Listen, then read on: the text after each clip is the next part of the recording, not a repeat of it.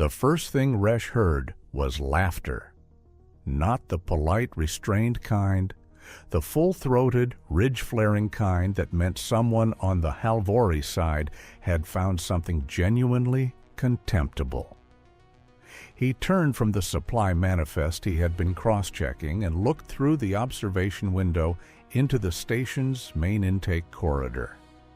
A human had just walked in. She was small, old by the look of her, though Resh had limited experience reading human ages. Her hair was the white of old ship insulation, cut short and practical. She wore a gray cargo vest over a dark undershirt, and she was rolling a single medium-sized container behind her with one hand while consulting a folded paper document in the other. Paper. Actual pressed fiber paper. Not a single piece of visible technology beyond the station pass clipped to her collar. The Halvori soldiers near the intake desk were the ones laughing. There were 4 of them, broad and armored and tall in the way that Halvori always were, and they had positioned themselves in a loose semicircle that blocked the path to the duty officer's window. The largest one, whose rank markings identified him as a strike senior, leaned down toward the human woman and said something in Halvori that the translation system caught a half-second late. "The elder human has come to show us how it is done," the translation read, flat and toneless. The others laughed harder. The human woman stopped walking. She looked at her paper. She looked at the Halvori soldier. She looked back at her paper as though double-checking an address. And then she looked up at the strike senior again with the focused, entirely unsurprised expression of someone who has just confirmed that the problem in front of her is exactly the problem she was warned about. "Excuse me," she said, and her voice was not loud, but it carried. "Are you intake desk 7? The strike senior spread his secondary arms in a gesture of theatrical disbelief. "You speak to me as though I am a clerk?" "I speak to everyone as though they might be useful," she said. "Are you intake desk 7 or not?" Resh was already moving toward the door. His formal title was Integration Liaison, second rank, which meant he was the person the Veldrani Coordination Office called when something needed to not become an incident. He had been told to expect the human consultant at 1400 station time. It was currently 1358. She was early, which was already one data point he filed away without comment. He pushed through the door into the intake corridor and crossed the floor quickly enough that his boot falls made an audible rhythm on the plate metal. The Halvori soldiers registered his rank markings and adjusted their posture, not quite deferring, but no longer performing for each other. "Coordinator Okonkwo," Resh said, reaching her side and extending a hand in the human greeting pattern he had practiced. "I am Liaison Resh. I was sent to meet you." She shook his hand once, firmly, the way he had read that older humans often did. Her grip was dry and sure. "You're 2 minutes early," she said, not as a complaint. "I appreciate that." She glanced once at the Halvori soldiers, a glance so brief it was almost not a glance at all, and then she turned entirely back to Resh. "Walk me to the briefing room. We have work to do." The strike senior said something else in Halvori. The translation came through as, "The elder female ignores us." Margaret Okonkwo did not look back. "They always think ignoring is a weakness," she said quietly, not quite to Resh and not quite to herself. "It is not. It is a budget decision. I will spend my attention where it generates returns." Resh said nothing. He picked up the handle of her container before he thought about it, and she let him, which told him something else. The briefing room was small and lit by long white panels that hummed faintly. Someone had placed a pitcher of water and 2 cups on the table, which was the kind of small gesture that Resh had learned to make after 3 years of working cross-species assignments. Margaret sat down, placed her paper documents on the table, and spread them out with the practiced efficiency of someone who had organized this exact kind of briefing before. "You read the situation report," Resh said. It was not quite a question. "3 times, she said.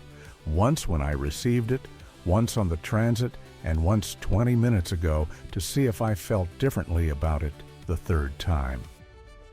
"Did you?" "I felt worse," she said without any particular distress. "Which means I understood it better. Show me the current population breakdown." Resh brought up the display on the wall panel. The Halvori Veldrani Joint Rehabilitation Station had been operational for 112 days.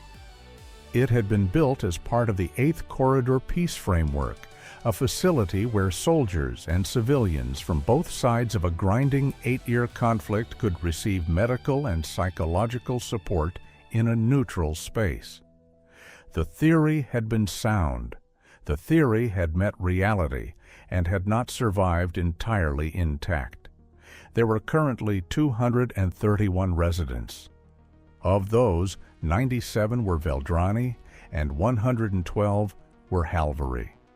The remaining 22 were mixed-status individuals who did not fit cleanly into either category. There had been, in the past 6 weeks, 14 formal complaints, 2 medical-level altercations, 1 full corridor lockdown, and the departure of the previous 2 lead coordinators, one of whom had resigned and one of whom had requested immediate reassignment on medical grounds. The station was, to use a technical term, not working. "The Halvori residents," Resh said carefully, "do not respond to our standard integration protocols." "Because your standard integration protocols were designed for populations who respond to institutional authority," Margaret said. She was not unkind about it. Halvori culture does not recognize authority that has not been demonstrated physically. A title means nothing to them until they have seen what you do when something goes wrong. That is a significant challenge for a rehabilitation facility. "It is," she agreed. "It is also not a new challenge. Hand me that population map." For the next hour, she asked questions and listened to the answers in full before asking the next one. Not every consultant did that. Resh found himself noticing the times she wrote something down on her paper, trying to understand the pattern of what she considered worth recording. The picture that emerged was this: the 2 populations were not mixing. They occupied opposite ends of the station and avoided the shared spaces. The Halvori residents, most of them former soldiers receiving treatment for injuries and stress syndromes, had organized themselves into an informal hierarchy with the strike senior Resh had seen in the intake corridor, whose name was Dovrak, at the top. Dovrak was not a resident. He was part of the Halvori Administrative Liaison Unit, which meant he was theoretically there in a support capacity. In practice, he had become the de facto authority over the Halvori residents, which the rehabilitation goals of the facility actively required be dismantled. "No one has told him that," Margaret said. "He has been told," Resh said. "Who told him?" "The previous coordinators." "What were they like when they told him?" Resh paused.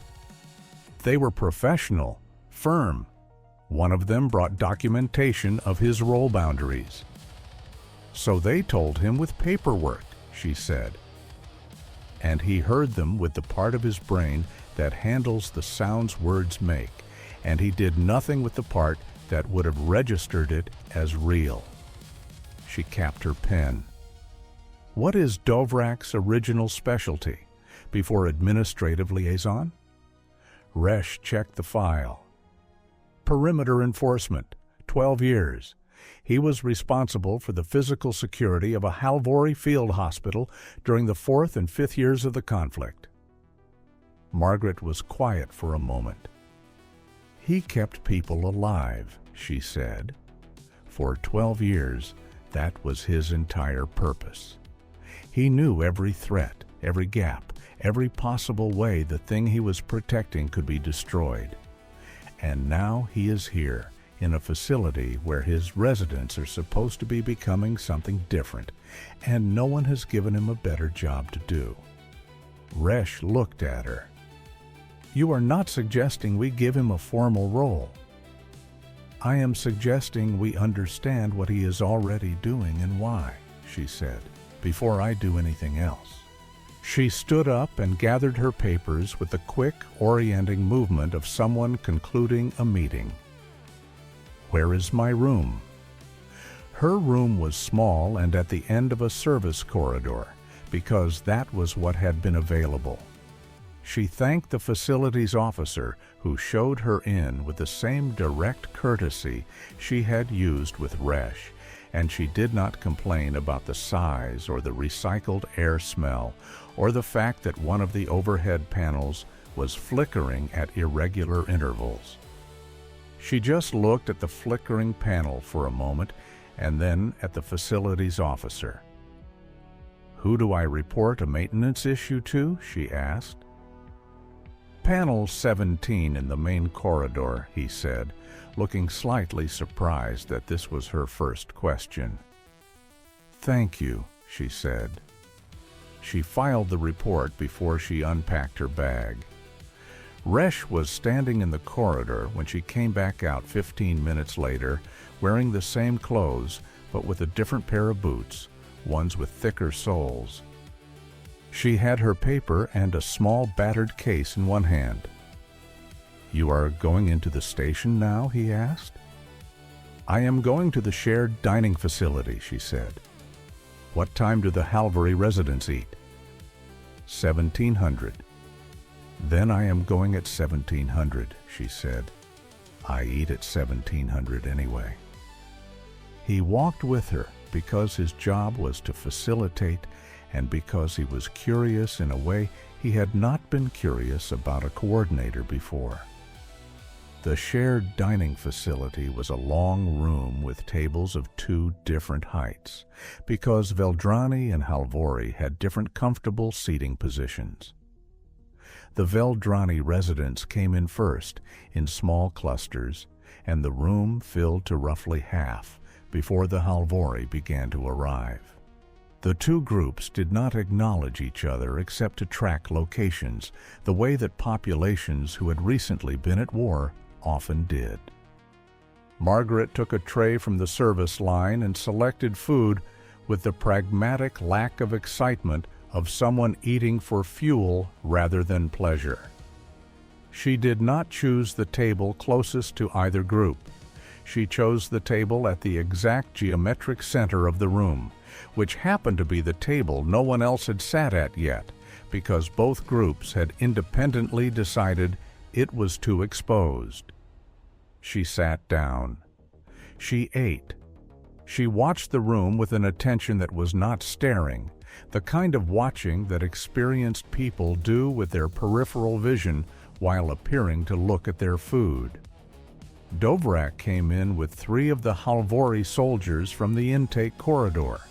He scanned the room, registered Margaret, and said something to the others. The translation picked it up as, "The small human female from earlier. She is sitting in the center." One of the others said, "What is she doing?" Dovrak said, "I do not know. Watch her." Margaret ate her meal at a pace that was neither rushed nor performative. When she was finished, she carried her tray to the return station, nodded once to the service worker there, and walked back through the dining room toward the exit. She passed within 2 meters of Dovrak's table. She stopped. "You are Dovrak," she said. "I am Margaret Okonkwo. I have been assigned as lead coordinator for this facility." Dovrak looked at her the way a large animal looks at something that has no business being in front of it. "I know who you are," he said. "Good," she said. "I need to understand how the facility is currently running. I will come to you tomorrow at 900 and ask questions. This is not a formal meeting. I want to hear what you see." There was a pause. The soldiers at the table were very still. "Why would I tell you what I see?" Dovrak said. "Because you have been here longer than I have," she said, "and you know what is not working, and you have been watching coordinators fail to fix it for 3 months. I assume that is frustrating." Another pause, longer. 900, Dovrak said. 900, she confirmed, and walked out. Resh followed her into the corridor. "He agreed," he said. "He is bored," she said, "and he is frustrated, and no one has spoken to him as though his observations have value. They have only spoken to him as though he is a problem." She paused at the junction of 2 corridors, orienting herself. "Where is the medical wing?" The next morning, Resh arrived at the small meeting room outside the Halvori residential section at 8:55 to find Margaret already there, seated, with 2 cups of something warm on the table. Not the institutional station beverage, something from a sealed personal container, which she had apparently brought with her from her room. Dovrak arrived at 900 exactly. He sat down across from her without speaking. "Walk me through a day," she said. "What happens when the residents wake up? What is the first problem?" Dovrak looked at her for a long moment, as though checking for a trap. Then he talked. He talked for 40 minutes. Margaret wrote things down on her paper. She asked questions when he paused, not challenging questions, clarifying ones. She asked things like, "When you say the morning schedule creates conflict, do you mean the timing or the location? And is that a consistent problem, or does it vary by who is working the early shift?" She did not argue with anything he said. When he described a situation the previous coordinator had handled badly, she nodded and wrote it down without defending the previous coordinator. At the end of 40 minutes, Dovrak stopped talking and looked at his hands. "The Veldrani residents," he said slowly, "they are not our enemies anymore." "No," she said. "But my people treat them as though they are." "Yes?" "I have told them this," he said. "They do not change." "What did you do when you told them?" He considered. "I told them they were wrong." "And they agreed?" "They did not agree," he said. "They are soldiers. They do not change because they are told they are wrong. They change because something demonstrates it." "Yes," she said again. She folded her paper and set down her pen. "That is the problem I am here to solve. I would like your help, because you understand how your people think, and I have only studied it. Understanding and knowing are different." She looked at him directly.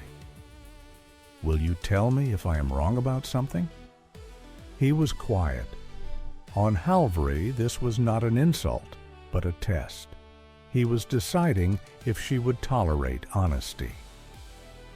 "Yes," he said. The first real test came 4 days later. It came from the Veldrani side, which was not what Resh had expected. 2 Veldrani residents, both receiving treatment for stress injuries from the war, had begun spending time in one of the facility's common rooms during the late evening hours.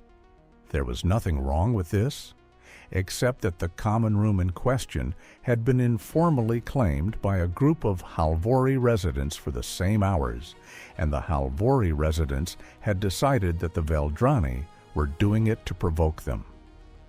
The situation Resh found when he responded to the alert was this: 6 Halvori residents standing in a rough formation in the corridor outside the common room, 3 Veldrani residents facing them, and a very unhappy-looking medical technician standing to one side, trying to get everyone to listen to him about de-escalation breathing. Margaret arrived 45 seconds after Resh. She had apparently been in the medical wing because she still had an equipment marker on her wrist. She walked directly between the two groups, stopped, and turned to face the Halvori residents. "Whose schedule is posted for that room?" she asked. Silence.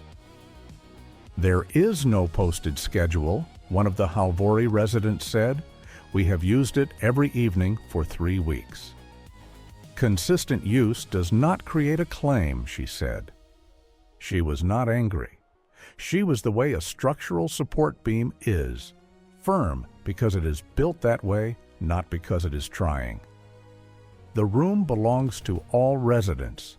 If you want a scheduled time, you request a scheduled time through me by tomorrow morning. That goes for both groups. She looked at the Veldrani 3. "Did you know this group had been using this room?" "We knew," the older of the 3 admitted. "Then you could have chosen a different room, or you could have asked about scheduling, or you could have started this conversation before it became a formation in a corridor." She paused. "None of those things are what you did.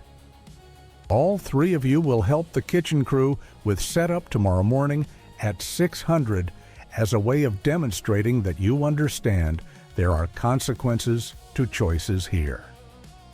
The 3 Veldrani residents looked stunned. "You are punishing us?" one of them said. "I am giving you something useful to do with the feeling that you are owed something," she said. 600 kitchen setup. She turned back to the Halvori residents. "You will put in your schedule request by 800 tomorrow. If a time is agreed upon and someone violates it, there will be a consequence for that person. The rooms in this facility are shared. Claiming space through intimidation will not be tolerated." She looked at each of them for exactly the same duration. "Is this understood?" It was the pause that Resh remembered afterward.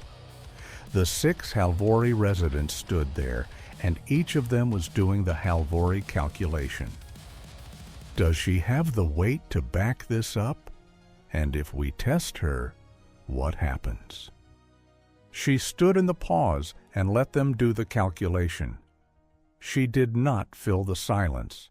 She did not escalate. The youngest of the 6, a resident named Veka who had been there the longest and who Resh knew had the most complicated history, said, "Understood." The others followed. Margaret nodded once, and that was the end of it.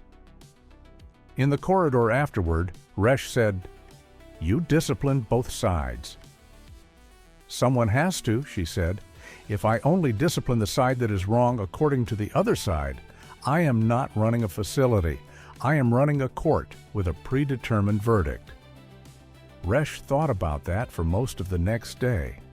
The second major test was different in nature and required a different kind of competence entirely.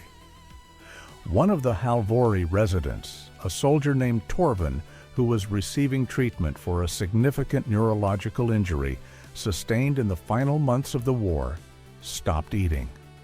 Not dramatically, not in protest. He just quietly began leaving his tray mostly full and then mostly empty, and then stopped coming to meals at all. The medical staff noticed and reported it. When they tried to speak with him, he responded with short, flat answers and increasing distance. This was not unusual in soldiers with neurological injuries. The facility's standard protocol was a structured conversation with the psychological support team and, if necessary, a medical review. Torvin refused both. The psychological support lead came to Margaret on the afternoon of the third day of refusal and explained that their options were limited. They could not compel participation. They could flag it as a medical concern requiring intervention, but that would require authorization from Torvin's own medical representative, which meant going through the Halvori liaison structure, which meant going through Dovrak. "Have you talked to Dovrak about it?" Margaret asked. "We were not sure that was appropriate," the lead said. "Why not?" "He is administrative. This is a medical matter." Margaret looked at him with the expression she used when she was being patient. Dovrak kept a field hospital operational for 12 years under active conflict. He has more experience with soldiers who stop eating than anyone in this facility. She stood up. "I will speak with Dovrak. You continue checking in with Torvin. Do not push. Just check in." She spoke with Dovrak for 20 minutes, and Resh was not in the room for it. But when she came out, Dovrak walked directly to the residential wing without stopping. That evening, Torvin was at dinner. Resh asked her later what she had said to Dovrak. "I told him one of his people was in trouble," she said, "and that I needed someone Torvin would trust, and that I thought that person was him. I asked if he would be willing." "That is all?" "I told him it was important and that the decision was his." She paused. "I also told him that if he was not comfortable with it, I would find another way, and I meant it. He knew I meant it. That is why he said yes."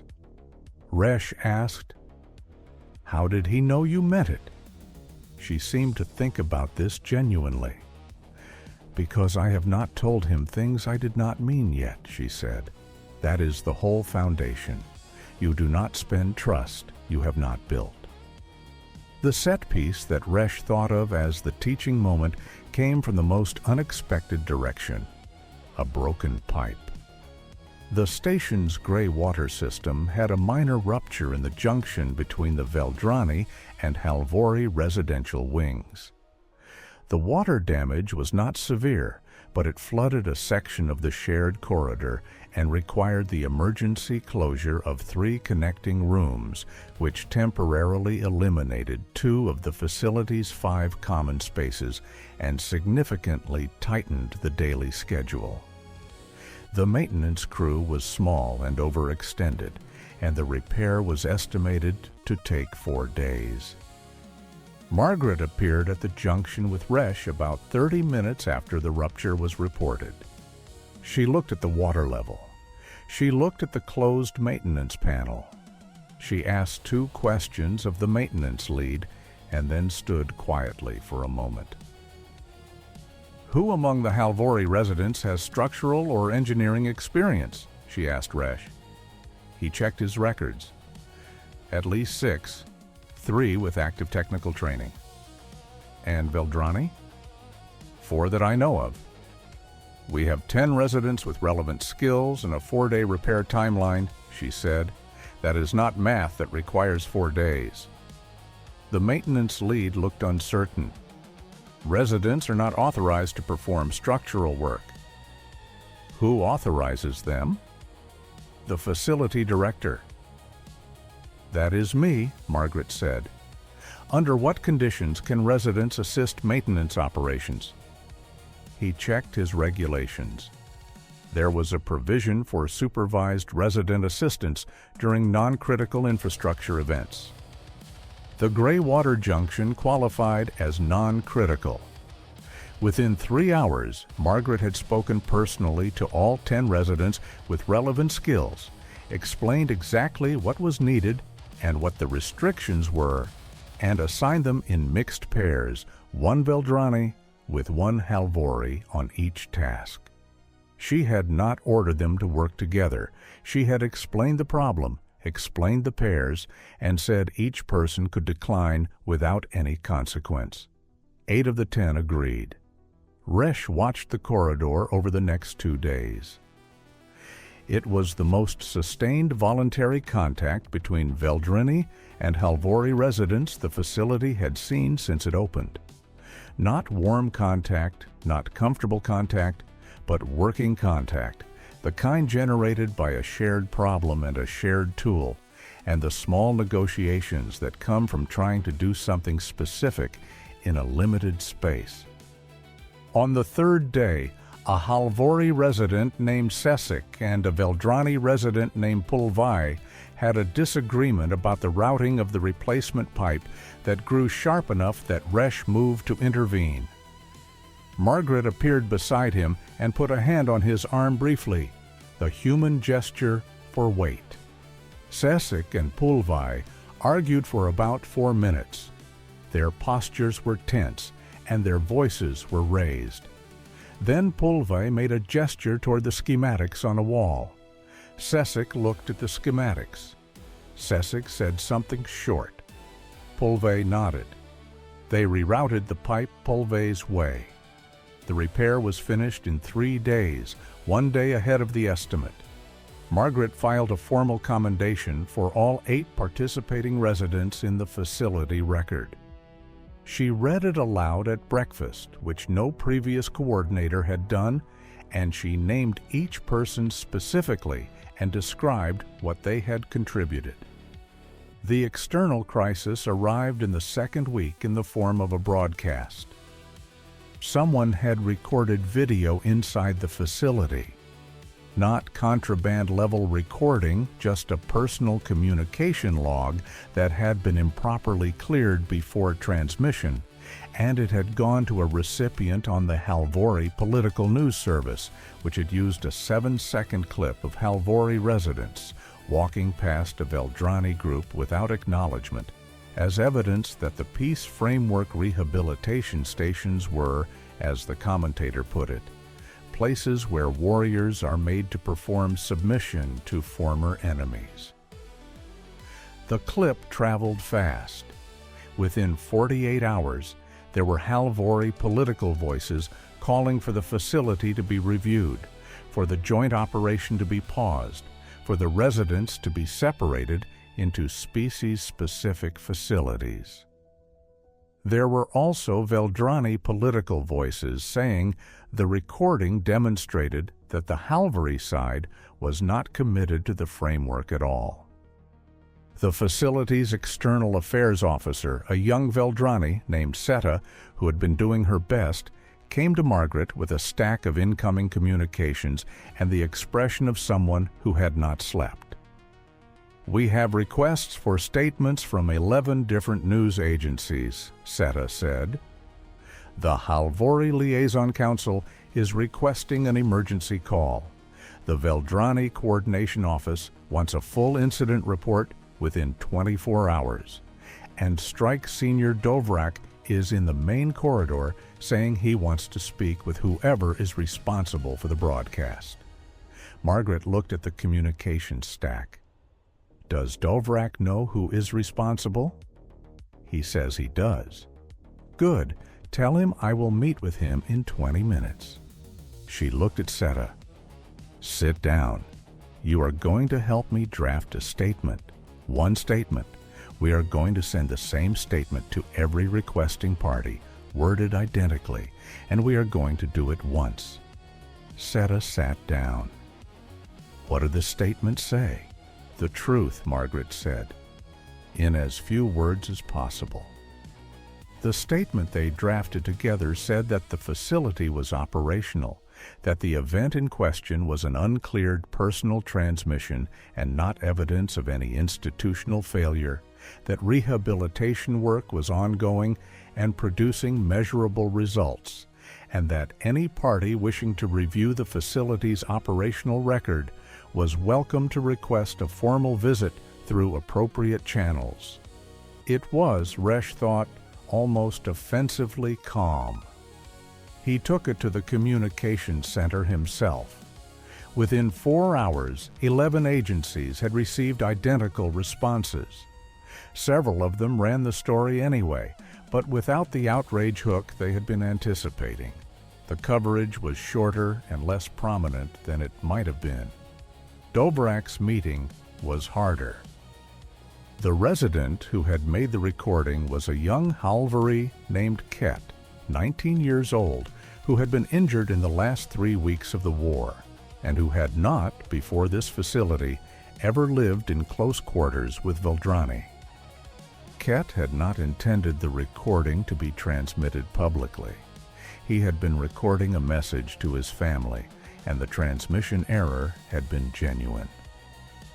He was in Dovrak's office when Margaret arrived, sitting with the specific posture of someone waiting to be told what has already been decided. Dovrak was standing. He violated the facility's privacy protocols, he said. Yes, Margaret agreed. She looked at Ket. Is what I have been told accurate? Yes, Ket said. He was not defensive. He was braced. Was it intentional? A pause. The transmission was not. The recording was within the rules as I understood them. Margaret looked at Dovrak. The transmission was an error. The recording was within personal communication guidelines. She looked back at Ket. The consequence is that your personal communications are reviewed for clearance before transmission for the remainder of your stay. That will add approximately 8 hours per week of inconvenience for you and for the communication staff. I am sorry it is inconvenient. It is the consequence of the error, not a punishment for intent. Ket looked surprised. He had clearly been expecting worse. The facility's response to the broadcast, Dovrak said, was that statement. Yes. You did not deny the broadcast. It happened, she said. Denying it would have been dishonest and would have created a larger story. Dovrak stood with this. His jaw moved slightly, which Resh had learned was a Halvori thinking expression. The Halvori Liaison Council will press for separation, he said. They may, she said. My response will be to invite them for a visit. If they come, I will show them the pipe repair completion record. She looked at Dovrak steadily. I will also ask you to speak with them, if you are willing. The jaw movement again. About what? About what you have observed here, she said, from someone they recognize as having authority. It was a careful thing she had done. She had not told him what to say. She had not scripted it or framed it or given him a position to perform. She had asked him to share his own observation, and she had trusted that what he observed was worth hearing. Dovrak was quiet for long enough that Resh had begun to think he would decline. I will do this, Dovrak said. The Halvori Liaison Council sent 2 representatives. The visit took place on a Thursday. Margaret met them at the intake corridor with Resh and Dovrak, and she gave them a facility tour that was neither defensive nor promotional, just accurate. She showed them the residential wings, the medical spaces, the common rooms, the repaired gray water junction, the commendation board she had installed, where the resident contributions were listed. She answered their questions directly. At the end of the tour, in the main corridor, the senior council representative, a broad woman with significant military history in her posture, looked at the commendation board for a long time. These names, she said, pointing to the mixed repair crew list. These are Halvori residents working beside Veldrani. Yes, Margaret said, voluntarily. Every one of them, Margaret said. I gave them the option to decline. 8 of 10 chose to help. The other 2 had medical restrictions that made the physical work inappropriate, and they contributed by revising the schematics. The representative looked at Dovrak. She asked him something in Halvori that the translation system rendered as, "Is this an accurate account?" "It is," Dovrak said. The representative was quiet for a moment. "You support this coordinator's work?" Dovrak did not answer immediately. He stood with the question. He looked at the commendation board. He looked at Resh and then at Margaret. "I support what I have seen here," he said. "I support what is being done for my people." The Liaison Council representatives did not withdraw their concerns entirely. Political concerns do not operate that way. But they scheduled a formal return visit for the following month, and the call for separation did not advance. It was 3 days after the council visit that the tidal moment happened. It did not happen in a conference room or in an official capacity. It happened in the main corridor at 1100 station time, when 4 Halvori soldiers from the external liaison unit, not residents, but the same rotating group of external personnel who had been making the facility's internal work harder with their corridor presence and commentary, staged what they clearly intended as a demonstration. They had heard through the internal communications that travel at the speed of anything shared in common spaces, that Margaret had been gradually reducing the informal authority structure that Dovrak's predecessor as liaison had established. They had heard that Dovrak himself had begun, slowly and without announcement, shifting how he engaged with the residents, moving from commanding to advising. They regarded this as a problem. More specifically, they regarded it as evidence that a small, old human female was dismantling the structures that Halvori soldiers had built, and they had decided this required a physical demonstration of what that kind of authority was worth. Resh was not there when it started. He arrived because the station's movement sensors logged an unusual convergence in the main corridor, and the duty officer flagged it. What he found was this: Margaret standing in the center of the main corridor, her back to the observation window. The 4 soldiers in a semicircle in front of her. The largest one, the same strike senior from the intake corridor, Valdric by name, was holding her paper documents, which he'd apparently taken from her hands. He was still laughing. His colleagues were laughing. There were other people in the corridor, Veldrani residents, Halvori residents, 2 medical technicians, the facilities officer who was standing with his back against the wall. All of them were still. "Give these back," Margaret said. Her voice was completely level.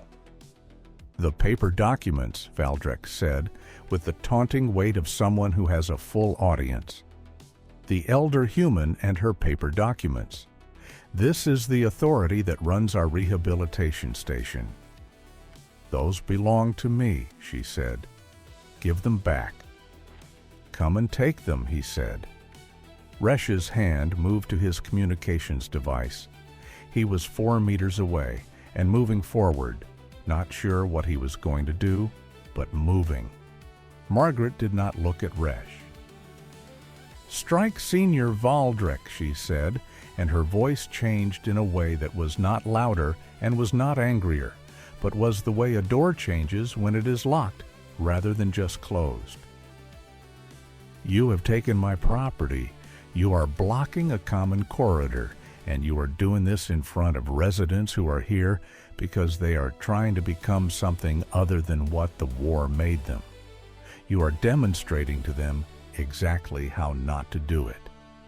The laughing had stopped. "I am going to ask you one time to return what you took and move aside," she said. "What happens after that is not my decision, but it will be witnessed by everyone in this corridor, and it will be in the facility record, and it will be on the desk of your assignment authority before the end of the day." Valdric did not move. She looked at him for exactly 5 seconds. Resh counted them because the silence was the kind that required counting. Then she turned and looked at the corridor. Not at anyone specific, at all of them. "You are all watching," she said. "Halvori residents and Veldrani residents and everyone else.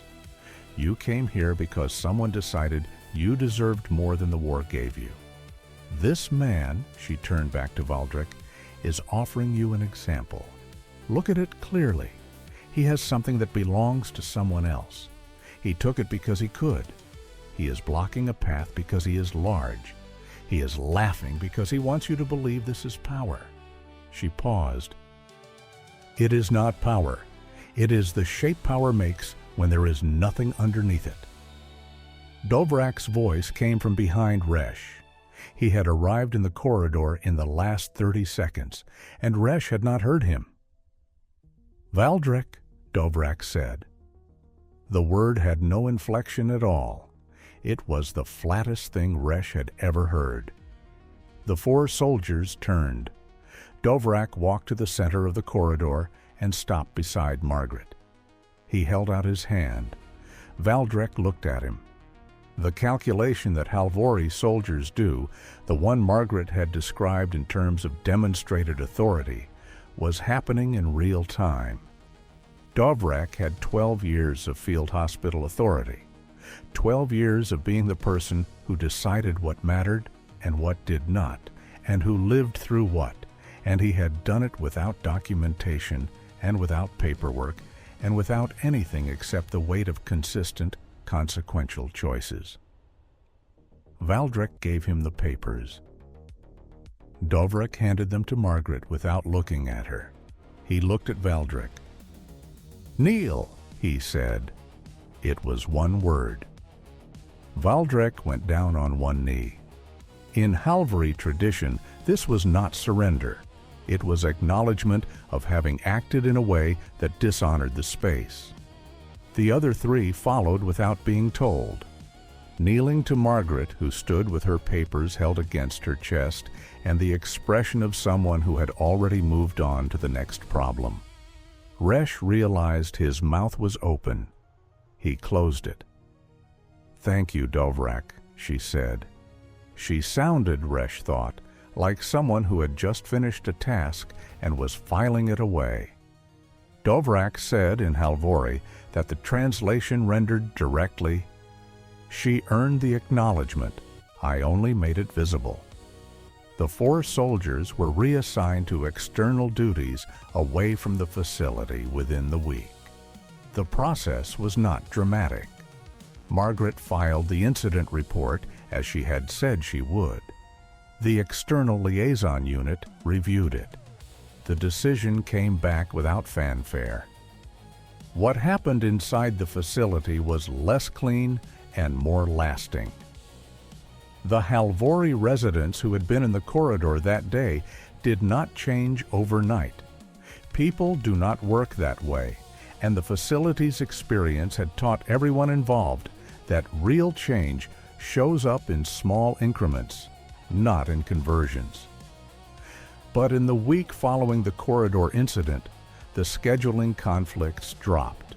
The formal complaints dropped. The breakfast conversation, which had been one of Margaret's informal metrics, because she thought you could read the health of a community by how people behaved in the first meal of the day, became slightly less careful. Sesik, the Halvori resident from the pipe repair, began sitting at the central table at dinner. Not with Veldrani residents, but at the center table, the one Margaret had sat at on her first evening. He ate alone there for 2 days. On the 3rd day, Pulvai sat down across from him. They did not speak at first. Then they did. Resh watched this from the observation window and felt something he did not have a precise word for, something between satisfaction and sadness, the feeling of watching something become something else. He reported it to Margaret. She was reviewing the facility's medication schedule, which she had apparently decided needed restructuring. She looked up, listened, and nodded. "2 people," she said. "2 people," he agreed. "That is 2 more than before," she said, and looked back at her work. On the evening before Margaret's scheduled rotation end, Resh went to the small meeting room outside the Halvori residential wing where she had been doing her morning check-ins and found Dovrak already there. He was sitting at the table with a cup of the same warm, something she had started providing on their first meeting. A second cup was in front of the empty chair. "She provides the beverage in advance," Resh said. "I noticed," Dovrak said. They sat in the quiet for a moment. "When she leaves," Dovrak said, "it will be different." "Yes," Resh agreed. "I do not mean it will fall apart," Dovrak said, slowly, with the care of someone parsing a distinction that matters. "I mean, it will require more from us." He looked at the cup in his hands. "She did not do the work for us. She did the work that makes our work possible." Resh thought about this. "That is a precise way to put it." "I have been trying to find the precise way for several days," Dovrak said. Margaret's last morning began at 500 because she had requested a meeting with the full medical staff at 600 to go over the medication restructure before she handed it off. It then continued with her standard rounds, which she had established in the second week and maintained without exception regardless of what else was happening. She visited the residential wings, both of them in the same order, saying good morning to whoever was in the corridors. At 900 she met with Dovrak. He had written a formal commendation of her work in the Halvori tradition, which was a physical document that required a specific folding pattern and was more serious than anything in the facility's digital record system. He gave it to her. She looked at it for a moment. She held it carefully, the way you hold something that is what it is. "I will keep this," she said. "It is yours," he said. He paused. "You knew from the beginning. You knew that I was the key to the residence." "You were the person they trusted," she said. "I did not change that. I used it." "You asked me," he said, "instead of ordering me. You could have ordered me. You had the authority." "I had the title," she said. "That is not the same thing." Dovrak looked at her for a long moment with the expression Resh had come to recognize as his version of the kind of regard that does not have a simple name. "Where are you going after this?" he asked. "There is a facility on the 7th junction that has been having problems for 8 months, she said. They have requested a senior coordinator. "Are the problems similar?" "Different shape," she said. "Same route." "You will solve it," he said. It was not flattery. It was an assessment. "I will do the work," she said. That is not always the same thing. She folded her hands on the table. "If someone comes to replace me here and they ask for your perspective, give it to them honestly, including the things that do not reflect well on this facility. That information is more useful than the comfortable version." Dovrak nodded. "And keep going to breakfast," she added. "Your presence matters to them. They track where you are, even when you think they are not looking." She left on the 1400 transit. Resh carried her container to the dock, the same as when she had arrived, except this time she had added 2 small items to it, and the folded Halvori commendation document rode on top of everything. The intake corridor was not empty when they walked through it. A number of residents had found reasons to be there, the kind of reasons people find when they want to be somewhere without appearing to be waiting. Sesek was near the service desk. Pulvai was by the observation window. Veka, the young Halvori resident who had been the first to say "understood" in the common room standoff, was standing near the door with the official expression of someone who has somewhere to be and has merely paused. Margaret nodded to each of them by name. She did not make a speech. At the dock door, Resh stopped because he was not cleared for the transit platform. "This has been instructive," he said, which was not enough, and he knew it. "For me as well," she said. "You are good at your work. Trust your observations more. You notice things early. That is a significant capability, and you underuse it." He thought about asking a question and decided not to. Some things were better left as they were. The door slid closed. He stood in the corridor for a moment, looking at the closed door, and then turned back toward the facility. There was a scheduling request on his device from 2 Halvori residents asking for the central common room at 1900 on Thursdays. He approved it immediately. He sent copies to both groups as a notification. He walked back through the intake corridor, past the commendation board, past the repaired gray water junction, where the fresh sealant was still a slightly different color than the surrounding material, past the dining facility, where the center table had 2 chairs pulled closer together than they had been before. He thought about what Margaret had said, that she did the work that makes the work possible. That demonstrated authority is different from titled authority. That attention is a budget, and how you spend it tells people what you believe they are worth. He thought about Dovrak sitting in the meeting room with a cup of warm something waiting on the other side of the table. He thought about 8 residents who had fixed a pipe. He thought about 2 people at a table, not speaking yet, and then speaking. There was a request on his device from a coordination office at the 9th Station Cluster. They had heard about the facility's stabilization record.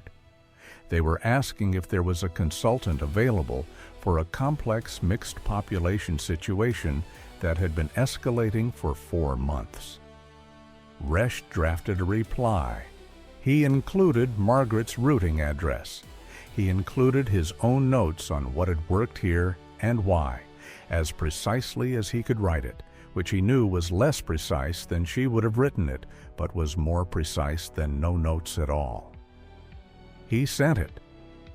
Then he went to the medical wing, where Torvin was receiving his afternoon session, and stood outside the door for a moment and felt the weight of the work that was still to be done here, which was significant, and the weight of the ground they had covered, which was also significant, and decided that both things were true at the same time, and that this was not a problem. The stories that stay with you are not the ones where someone arrives and makes everything right all at once. Those stories feel good for a moment, and then they fade, because you know something is missing from them. The stories that stay are the ones about the long kind of work, where someone old and small and carrying paper documents walks into a space full of people who think she is nothing, and she meets them where they are, and she holds the line where it matters, and she teaches by doing and trusts by demonstrating, and she leaves the place better than she found it, not because she was exceptional, but because she was present and consistent and honest, and she spent her attention on the people in front of her as though they were worth it. Because they were. If this story landed with you, if you recognized something in it, stay with us. There are more stories here about the kind of strength that does not need to announce itself. Share it with someone who needs to hear it today.